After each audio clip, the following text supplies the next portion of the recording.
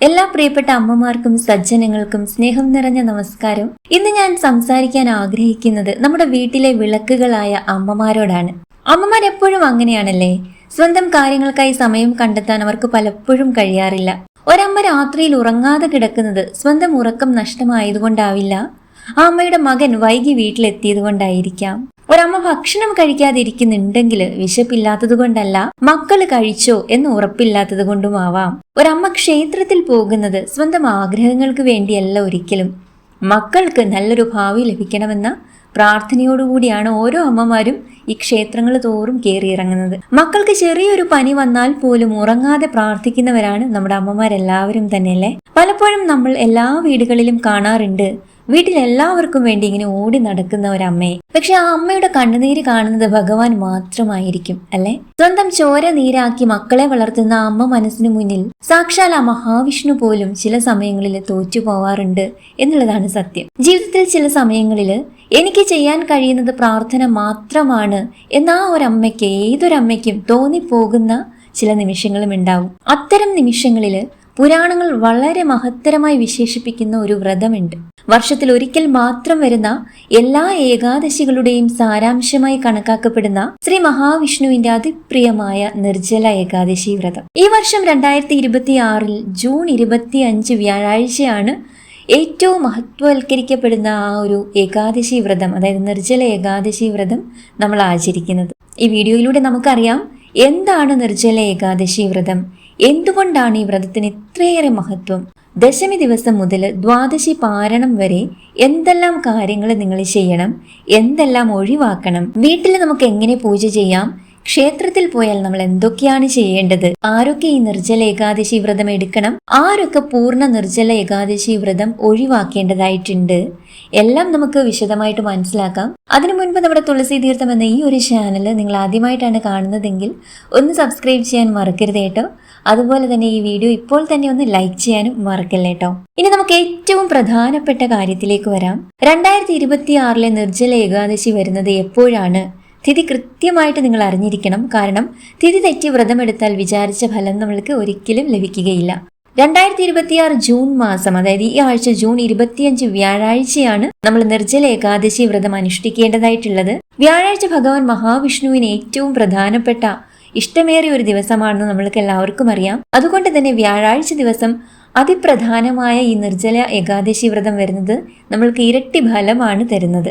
തിഥിയുടെ കൃത്യമായ സമയം കൂടി ഞാൻ പറഞ്ഞു തരാം, ഒന്ന് ശ്രദ്ധിക്കൂ കേട്ടോ. ഏകാദശി തിഥി ആരംഭിക്കുന്നത് ജൂൺ 24 ബുധനാഴ്ച വൈകുന്നേരം 6:12 ഏകാദശി തിഥി അവസാനിക്കുന്നത് ജൂൺ 25 വ്യാഴാഴ്ച രാത്രി 8:09 അങ്ങനെ ഉദയതിഥി കണക്കാക്കിയാണ് നമ്മൾ വ്രതം എടുക്കുന്നത് എന്നുള്ളത് കൊണ്ട് ജൂൺ 25 വ്യാഴാഴ്ച സൂര്യോദയം മുതൽ നമ്മൾ വ്രതം ആരംഭിക്കേണ്ടതായിട്ടുണ്ട്.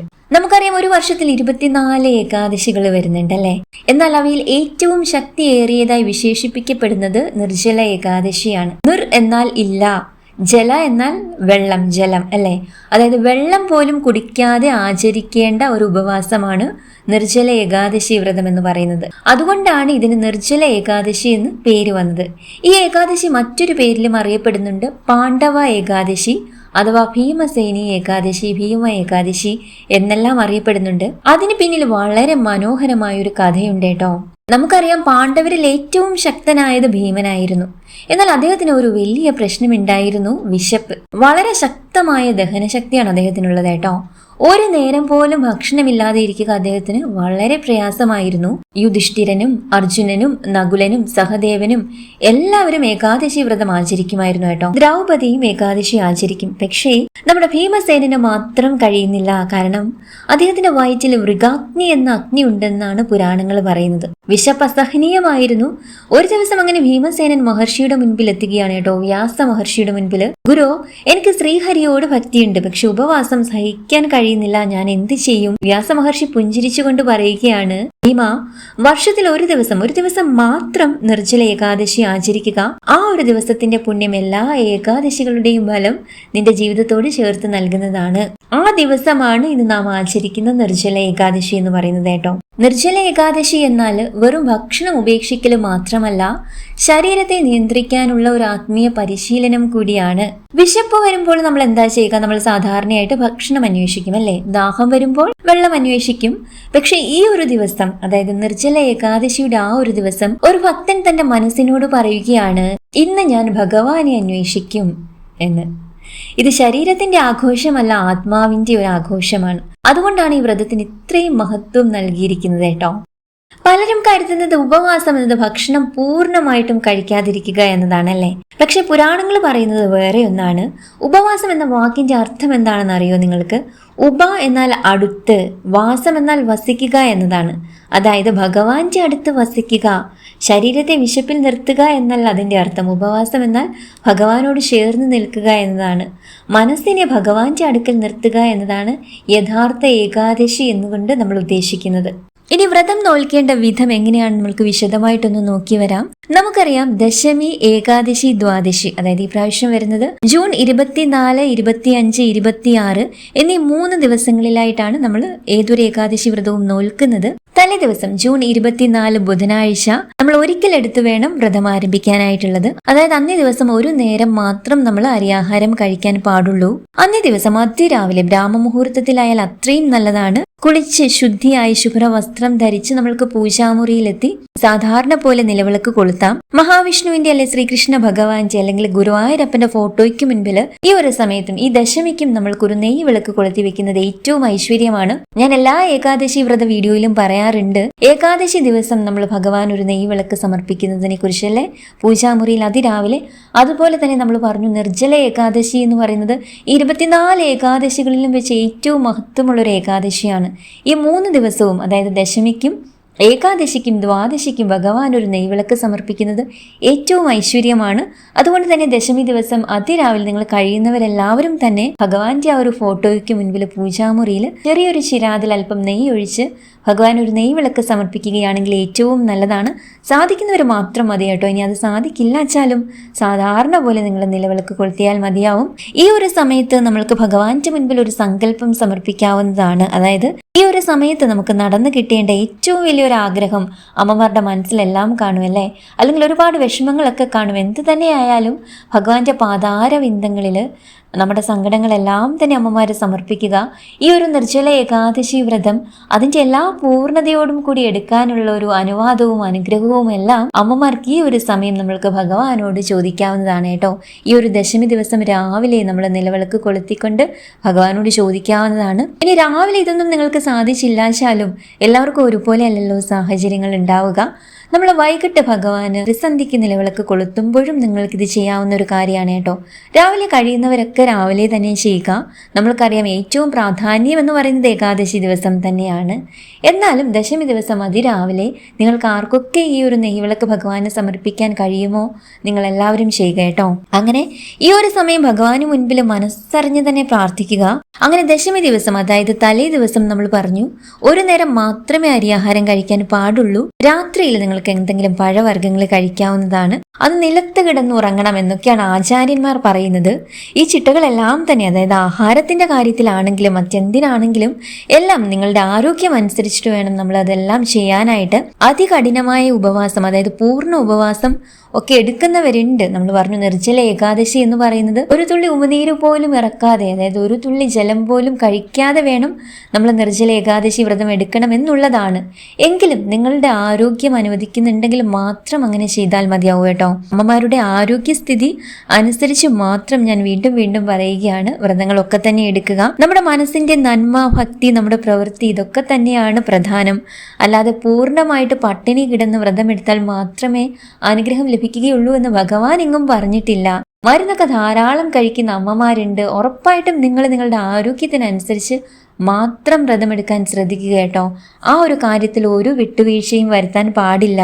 അങ്ങനെ ദശമി ദിവസം പൂർണ്ണമായിട്ടും മനസ്സും ചിന്തകളും ഭഗവാന് സമർപ്പിക്കുക. നാവിലും മനസ്സിലും സദാ ഭഗവത് നാമങ്ങൾ നിറയണം. ഓം നമോ നാരായണായ, ഓം നമോ ഭഗവതേ വാസുദേവായ, ഭഗവാന്റെ മഹാമന്ത്രങ്ങൾ ഉരുവിട്ടുകൊണ്ട് തന്നെ ഇരിക്കുക കേട്ടോ. അന്യചിന്തകൾക്കൊന്നും ഇടം കൊടുക്കാതെ മനസ്സ് ഭക്തിപൂർണമാക്കി വെക്കാൻ ശ്രമിക്കുക. ഈ ദശമി ദിവസം നിങ്ങൾ വളരെയധികം ശ്രദ്ധിക്കേണ്ട ഒരു കാര്യമുണ്ട്. ഏകാദശി തിഥി ആരംഭിക്കുന്നത് വൈകിട്ട് 6:12 തലേ ദിവസം തന്നെ നമ്മളെല്ലാവരും തുളസി ഇല നുള്ളി വെക്കാൻ ശ്രദ്ധിക്കാറുണ്ടല്ലേ. പക്ഷെ ഏകാദശി തിഥി 6:12 ആരംഭിക്കും എന്നുള്ളത് കൊണ്ട് ആ ഒരു 6 മണിക്ക് മുൻപായിട്ട് നമ്മൾക്ക് ക്ഷേത്രത്തിൽ കൊണ്ടുപോകാനുള്ളതാണെങ്കിലും നമ്മുടെ വീട്ടിൽ പൂജകൾക്ക് എടുക്കാനുള്ളതാണെങ്കിലും തുളസി ഇലകൾ 6 മണിക്ക് മുൻപായിട്ട്, അതായത് തലേ ദിവസമായ ജൂൺ 24 ബുധനാഴ്ച 6 മണിക്ക് മുൻപായിട്ട് തന്നെ നിങ്ങൾക്ക് ആവശ്യമായ തുളസി ഇലകളെല്ലാം നുള്ളി വെക്കാൻ നിങ്ങൾ ശ്രദ്ധിക്കണം. ഇത് നമ്മളെല്ലാ വ്രത വീഡിയോയിലും പറയുന്നതാണ്. കാരണം ഭഗവാൻ അത്രമേൽ പ്രിയങ്കരിയായ തുളസി ദേവിയും നമ്മളോടൊപ്പം ഏകാദശി വ്രതം നോൽക്കുന്നുണ്ട്. അതുകൊണ്ട് ഒരിക്കലും ഏകാദശി തിഥി ആരംഭിച്ചതിന് ശേഷം നമ്മൾ തുളസി ഇല നുള്ളാൻ പാടില്ല.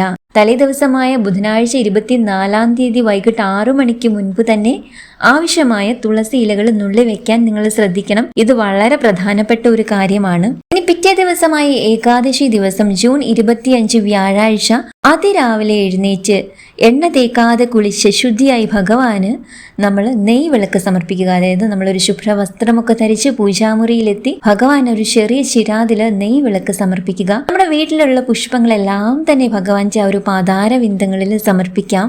നമ്മൾ തലേ ദിവസം എടുത്തു വെച്ചിരിക്കുന്ന തുളസി ഇലകളെല്ലാം ഭഗവാന് സമർപ്പിക്കുക. മഞ്ഞ പൂക്കൾ സമർപ്പിക്കുന്നത് ഏറ്റവും ഐശ്വര്യമാണ്. അതുപോലെ തന്നെ ഒരു കാര്യം പറഞ്ഞോട്ടെ, ഇത് ഭഗവാൻ ഏറെ പ്രിയപ്പെട്ട വ്യാഴാഴ്ച ദിവസമാണ് അതിവിശിഷ്ടമായി ഈ നിർജ്ജല ഏകാദശി വന്നിരിക്കുന്നതെന്നും നമ്മൾക്ക് വിഷ്ണു ഭക്തർക്ക് ഒരുപാട് സന്തോഷമുള്ള ഒരു കാര്യമാണല്ലേ. വ്യാഴാഴ്ച ദിവസം കൂടി ആയതുകൊണ്ട് നമ്മൾക്കറിയാം ഭഗവാന് മഞ്ഞ നിറം എന്ന് പറയുന്നത് വളരെയേറെ പ്രിയപ്പെട്ട ഒരു നിറമാണ്. നിങ്ങൾക്ക് മഞ്ഞ നിറത്തിലുള്ള വസ്ത്രങ്ങൾ അന്ന് ധരിക്കാൻ സാധിച്ചാൽ ഏറ്റവും നല്ലതാണ്. അങ്ങനെ സാധിക്കുന്നവരൊക്കെ തന്നെ ഒരു മഞ്ഞ നിറത്തിലുള്ള ഒരു വസ്ത്രം ധരിക്കാൻ ശ്രദ്ധിക്കുക. ഇല്ലാച്ചാലും കുഴപ്പമില്ല, വൃത്തിയുള്ള ഒരു നല്ല വസ്ത്രം ധരിച്ചാലും മതിയാവും. അങ്ങനെ തുളസി ഇലകളെല്ലാം ഭഗവാന് സമർപ്പിക്കുക. മഞ്ഞ പൂക്കളെ സമർപ്പിക്കുക, അതും ഏറ്റവും ഐശ്വര്യമാണ്. നമ്മുടെ വീട്ടിൽ എന്തൊക്കെ പുഷ്പങ്ങളുണ്ടോ ഇതെല്ലാം ഭഗവാന്റെ പാതാരവിന്ദങ്ങളിൽ സമർപ്പിക്കാം. കൂടാതെ മഞ്ഞ പൂക്കൾ ഉണ്ടെങ്കിൽ ഭഗവാൻ ഒരുപാട് സന്തോഷമാവും. നീ ചന്ദനം ചാർത്തുക കേട്ടോ ഭഗവാന്റെ ആ ഒരു ഫോട്ടോയിൽ. ശേഷം നമ്മൾക്ക് ഭഗവാന്റെ നാമങ്ങളൊക്കെ ജപിക്കാവുന്നതാണ്. ഓം നമോ ഭഗവതേ വാസുദേവായ 108 പ്രാവശ്യം ജപിക്കുക കേട്ടോ. അതുപോലെ ഹരേ രാമ രാമ രാമ ഹരേ ഹരേ, ഹരേ കൃഷ്ണ കൃഷ്ണ കൃഷ്ണ ഹരേ ഹരേ. ഈ നാമങ്ങളെല്ലാം തന്നെ നിങ്ങൾക്ക് ഭഗവാന്റെ ഏതൊരു നാമവും അറിയാമോ അതെല്ലാം തന്നെ ആ ഒരു സമയത്ത് പൂജാമുറിയിൽ ഇരുന്നിട്ട് അങ്ങനെ ജപിക്കുക കേട്ടോ. അത്രയും ഐശ്വര്യമാണ് ഭഗവാന്റെ നമ്മുടെ ജീവിതത്തോട് ചേർന്ന് ലഭിക്കാൻ പോകുന്നത്. വിഷ്ണു സഹസ്രനാമം, നാരായണീയം, ഗജേന്ദ്രമോക്ഷം, വിഷ്ണു അഷ്ടോത്തരം, ശ്രീമദ് ഭാഗവതം ഇവയിൽ ഏതെങ്കിലും ഭക്തിയോടെ ഒന്ന് പാരായണം ചെയ്യുന്നത് സർവ്വ ഐശ്വര്യമാണ് ജീവിതത്തോട് ചേർത്ത് തരാൻ പോകുന്നത്. അതുപോലെ നമ്മുടെ വീട്ടിലുള്ളവരെ എല്ലാവരെയും തന്നെ ഒന്ന് വിളിച്ചിരുത്തി നാമജപം നടത്തിയാൽ ഏറ്റവും ഐശ്വര്യമാണ്. ഇനി അതുപോലെ തന്നെ ത്രിസന്ധ്യയ്ക്ക് നമ്മൾക്ക് ദീപം തെളിയിച്ച് വിഷ്ണു ഭജനം നടത്താവുന്നതാണ്. ഇനി അന്നേ ദിവസം നമ്മൾ ക്ഷേത്രത്തിൽ തൊട്ടടുത്ത് മഹാവിഷ്ണു ക്ഷേത്രം ഉണ്ടെങ്കിൽ അല്ലെ ശ്രീകൃഷ്ണസ്വാമി ക്ഷേത്രം ഉണ്ടെങ്കിൽ ഒന്ന് പോവുകയാണെങ്കിൽ ഏറ്റവും ഐശ്വര്യമാണ്. ഭഗവാൻ അവിടെ ഒരു തുളസി മാല സമർപ്പിക്കുന്നത് ഏറ്റവും ഐശ്വര്യമാണ്. നമ്മളെ കൊണ്ട് കഴിയുന്ന അർച്ചനകളൊക്കെ നടത്താം. നെയ് വിളക്ക് ഭഗവാന് സമർപ്പിക്കാം. അന്നദാനത്തിൽ പങ്കെടുക്കാം. അതുപോലെ വിഷ്ണു സൂക്തം, പുരുഷ സൂക്തം, ഭാഗ്യ സൂക്തം ഇവയിൽ ഏതെങ്കിലും ഒരു അർച്ചന നമ്മൾക്ക് കഴിക്കാവുന്നതാണ്. ഇതെല്ലാം തന്നെ നമ്മുടെ ജീവിതത്തിൽ അത്രയും ഐശ്വര്യമാണ് കൊണ്ടുതരുന്നത്. ഇനിയും ആരൊക്കെ പൂർണ്ണ നിർജ്ജല വ്രതം ഒഴിവാക്കേണ്ടതായിട്ടുണ്ട്?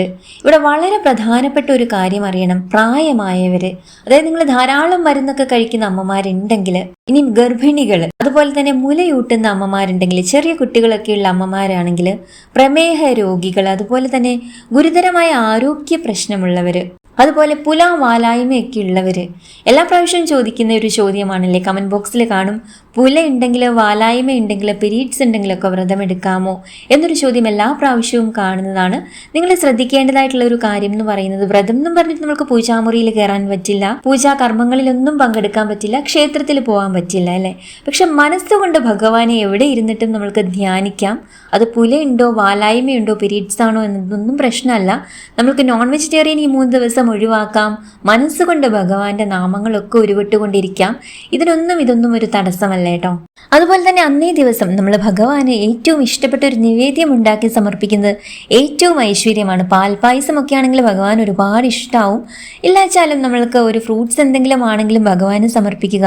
അങ്ങനെ ഒരു നിവേദ്യം ഭഗവാന് സമർപ്പിക്കുമ്പോൾ അതിൽ തുളസി ഇല ഇട്ടാൽ നിർജ്ജല ഏകാദശി നാളിൽ ശ്രീഹരി വിഷ്ണുവിന് നമ്മൾ തയ്യാറാക്കുന്ന ആ ഒരു നിവേദ്യത്തിൽ അല്പം തുളസി ഇലകൾ ഇടുകയാണെങ്കിൽ ഭഗവാന്റെ പ്രത്യേക കൃപ നമ്മൾക്ക് ലഭിക്കുമെന്നാണ് പറയപ്പെടുന്നത്. ഇങ്ങനെ നിങ്ങൾ ചെയ്യുന്നതിലൂടെ ഇപ്പോൾ നിങ്ങൾക്ക് അനുഭവപ്പെട്ടുകൊണ്ടിരിക്കുന്ന സകലവിധ ബുദ്ധിമുട്ടുകൾക്കും തടസ്സങ്ങൾക്കും പെട്ടെന്ന് തന്നെ ഒരു ശമനം ഉണ്ടാവുന്നതാണ്. ഇനി നിങ്ങൾക്കറിയാം, ഏതൊരു ഏകാദശിയുടെയും വളരെ പ്രധാനപ്പെട്ട ഒരു സമയം എന്ന് പറയുന്നത് ഹരിവാസര സമയമാണ്. ഭഗവാൻ ലക്ഷ്മി സമേതനായിട്ട് ഭൂമിയിൽ സന്നിഹിതനായിരിക്കുന്ന ഒരു സമയമാണ്. ഈ ഒരു സമയത്ത് നമ്മൾ പൂർണ്ണമായിട്ട് ഉറക്കമൊഴിക്കലും അഖണ്ഡ നാമജപവും ഏറ്റവും വലിയൊരു ഐശ്വര്യമാണ് നമ്മുടെ ജീവിതത്തോട് ചേർത്ത് തരാൻ പോകുന്നത്. അതായത് മുടങ്ങിക്കിടക്കുന്ന ഏതൊരു കാര്യവും, നിങ്ങൾ ഏതൊരു കാര്യം മനസ്സിൽ ആഗ്രഹിച്ചിട്ടാണോ ഈ ഒരു വ്രതം എടുക്കുന്നതോ അതെല്ലാം തന്നെ ഭഗവാൻ എത്രയും വേഗം സാധ്യമാക്കി തരുമെന്നുള്ളതാണ്. ഈ ഒരു ഏകാദശിയുടെ, അതായത് നിർജ്ജല ഏകാദശിയുടെ ഹരിവാസര സമയം എന്ന് പറയുന്നത് ജൂൺ 25 വ്യാഴാഴ്ച രാത്രി ഏകദേശം ഒരു 8 മണി മുതൽ ജൂൺ 26 വെള്ളിയാഴ്ച അതിരാവിലെ 2:43 വരെയാണ്. ഈ ഒരു സമയം അതുകൊണ്ട് തന്നെ നിങ്ങൾക്ക് പൂർണ്ണമായിട്ട് ഉറക്കമൊഴിക്കാൻ സാധിക്കുന്ന അമ്മമാരേട്ടോ. അതും ഞാൻ വീണ്ടും എടുത്തു പറയുകയാണ്, ആഹാരക്കാര്യം പറഞ്ഞതുപോലെ തന്നെ രാത്രിയിൽ ഉറക്കമൊഴിക്കാനൊക്കെ പറ്റാത്ത അമ്മമാരുണ്ടെങ്കിൽ അതിനൊരിക്കലും പോവേണ്ടതായിട്ടില്ല. ഇനി എത്ര നേരം നമ്മൾക്ക് ഇരിക്കാൻ പറ്റുമോ അത്രയും നേരം ഇരുന്നിട്ട് ആ ഒരു സമയത്ത്, കാരണം രാത്രി പൂർണ്ണമായിട്ടും ഹരിവാസര സമയമുണ്ട്, പിറ്റേ ദിവസം വെളുപ്പിന് 2:43 വരെ ഉണ്ടല്ലോ. അപ്പം നിങ്ങൾക്ക് എത്രയും സമയം ഇരിക്കാൻ പറ്റുമോ അത്രയും സമയം മാത്രം ഈ ഭഗവത് നാമങ്ങള് നാവിലും മനസ്സിലും ഉരുവിട്ടുകൊണ്ടിരിക്കാൻ സാധിച്ചാൽ ഏറ്റവും ഐശ്വര്യമാണ്. അതുപോലെ അന്നേ ദിവസം വൈകിട്ട്, ഏകാദശി ദിവസം വൈകിട്ട് നമ്മുടെ തുളസി തറയ്ക്ക് മുൻപിൽ തുളസി ദേവിക്കൊരു നെയ്വിളക്ക് സമർപ്പിക്കുന്നതും ഏറ്റവും ഐശ്വര്യമാണ്. ഈ ഒരു സമയത്ത് തുളസി മന്ത്രം ചൊല്ലിക്കൊണ്ട് നമ്മൾക്ക് ദേവിക്ക് പ്രദക്ഷിണം വെക്കാവുന്നതാണ്. തുളസി മന്ത്രം ഇതാണ്: പ്രസീദ തുളസീ ദേവി പ്രസീദ ഹരിവല്ലഭേ ക്ഷീരോദ മദനോത്ഭുതേ തുളസിത്വം നമാമ്യഹം. ഇനി പിറ്റേ ദിവസം, അതായത് ദ്വാദശി ദിവസമായ ജൂൺ 26 വെള്ളിയാഴ്ച രാവിലെ 6:07 8:38 ഇടയ്ക്കുള്ള ഒരു സമയത്താണ് നമ്മൾ പാരണ വീടേണ്ടതായിട്ടുള്ളത്.